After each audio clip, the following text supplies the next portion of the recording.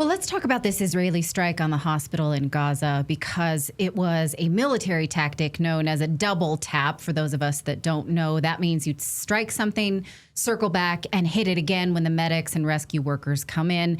This was a tactic used reportedly by the CIA under Barack Obama, as well as used by Al-Qaeda in Iraq. Now, Israel issued the usual mea culpas, and then they said, oh, actually, no, we did look into it. There was a camera there. So we had to go and strike that in order to get that camera because the camera was filming IDF soldiers. Now, I don't know about you, but for me, this harkens to collateral murder, which was the video that WikiLeaks published where U.S. Apache helicopter fires on civilians mistaking a camera for a weapon. Now, President Trump said, I'm not happy about that. But Israel can weather that. They can weather the international condemnations, the press outrage, and then they stall with inquiries, and then they keep striking. And then they do it again. Right. So what do you make of this? Is this just we're going to scream, we don't like it, and they'll keep doing it, and that's what we're going to do next week, too? We'll see you here? Well, two things. First of all, a precondition for the success of the so-called Greater Israel Project. And at some point, it would be useful, I guess, Clayton, Natalie, if somebody put a map up that shows the Greater Israel Project. But for our purposes today, the elimination of the Palestinian population from both Gaza and the so-called West Bank is absolutely unchanging. They've got to do it. So, and then that's the first thing. Then secondly, remember that from the beginning, the so-called occupants of Gaza and the West Bank were characterized as Amalek. In other words, subhumans, animals, richly deserving of extermination. So from the Israeli standpoint, this is not an atrocity. This is part of the larger operation to kill or drive out everyone that lives in Gaza and ultimately on the West Bank. Now, to go back to the last question about what's going to happen, it doesn't make any difference what the Israelis do as long as they control the White House and Congress. And right now, Mr. Netanyahu controls both of those. Yeah, there you go. That shows you the so-called Greater Israel Project. How can you possibly advance to do a fraction of that in Syria, northern Iraq, Cairo, Israel, and anywhere else unless you eliminate the population of Palestinians that are currently sitting inside your country? So that has to happen. I mean, it's kind of laughable, but you've got to understand something. Netanyahu is the president of more than Israel. He's the president of international financial power and capital that is committed by the United States, to a lesser extent, I would say equally committed by the City of London banks, to the idea that this is the opportunity to establish not just Israeli hegemony and control, but the control of the West, of the oil jugular in Iran, in the Persian Gulf, and ultimately the people that live there. This is part of if there is a strategy, and this is not President Trump's invention, it's a strategy that's been with us for a long time to get control of all the oil and gas that's in the region because China and Northeast Asia in general, but especially China, are very heavily dependent upon it. So as long as he has control of the White House and Congress, and right now Mr. Netanyahu does, nothing is going to change. Doesn't matter how many of these people you murder. Whatever you do is your affair. The only comment that President Trump ever points out is, gosh, I wish he would get on with this and get it over with. Does that sound someone who is very concerned about the humanitarian disaster on his hands? No. So he can not be happy about it. The rest of us have to just bend over and take it and just observe. Yeah, but you got to remember something else. And this is something I've had difficulty dealing with. I talk to people all over the place, and I'm always interested in what they think. And I talk to a lot of Americans. They'll look at me straight in the eye and say, oh, kill them all. Get rid of them. Who cares? And this is a product of decades of systematic. Who's them? It just people in Palestinians? Yes, well, Yeah, Muslim Arabs all in the general. Muslim Arabs in general, but especially, the Palestinians that are there. Their view is all these people are exactly what Netanyahu said. Now, when I say they, I'm talking about a substantial chunk of people. I would certainly say at least 1 out of every 3 Americans I talk to pretty much takes that position. Who cares? Get rid of them. And again, that's part of the preparation through the mainstream media.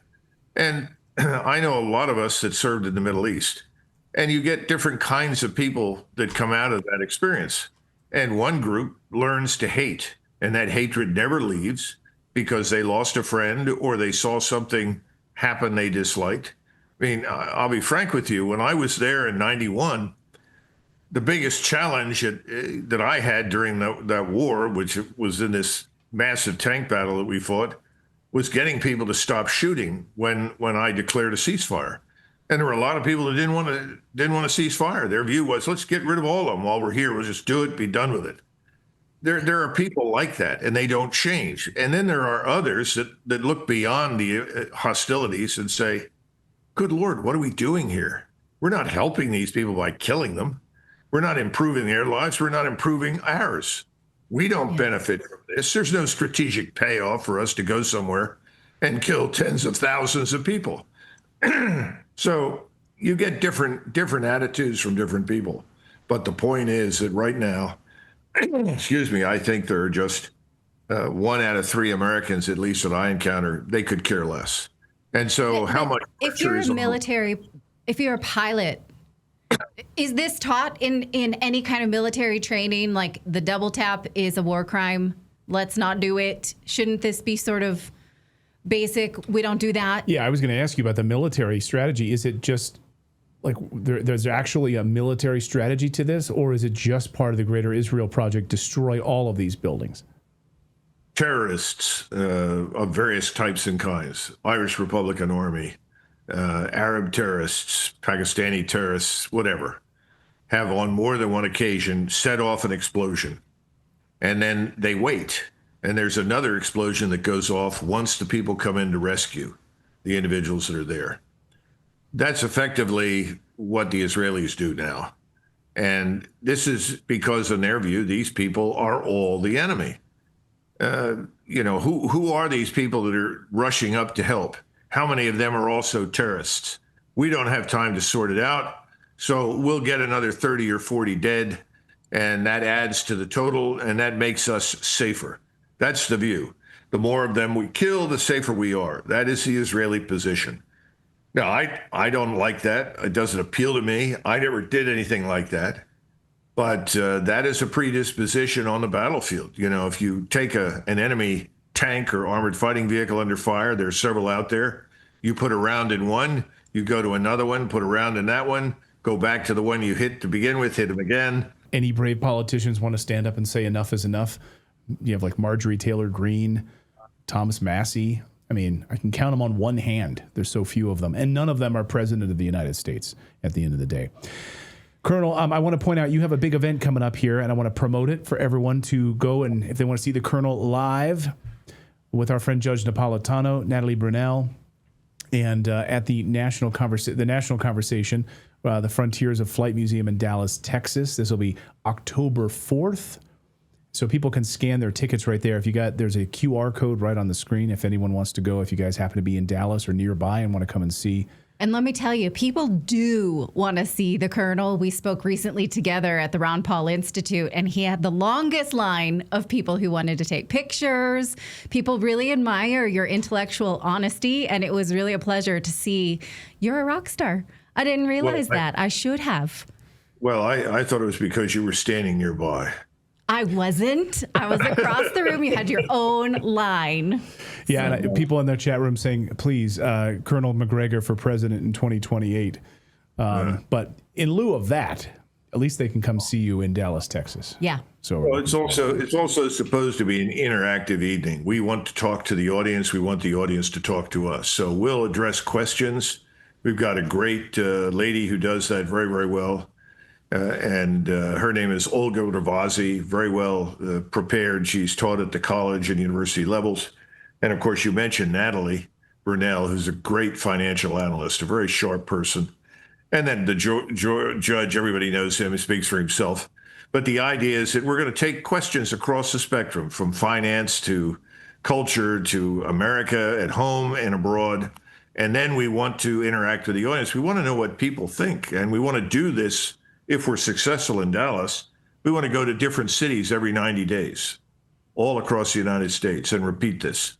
Because we think there are a lot of people out there who, number one, don't feel represented, and number two, don't get a chance to express their views on anything. Yeah, exactly. And they feel like they're silenced, they're censored and blocked, and they don't feel like they have a voice right now. So again, October 4th, go see the Colonel, go see Judge Knapp, Natalie Brunell, and the rest. Colonel, great to see you as always. Thank you for your time, as always. Thanks, Clayton. Thanks, Natalie. Bye-bye. Appreciate it. Thanks, Colonel.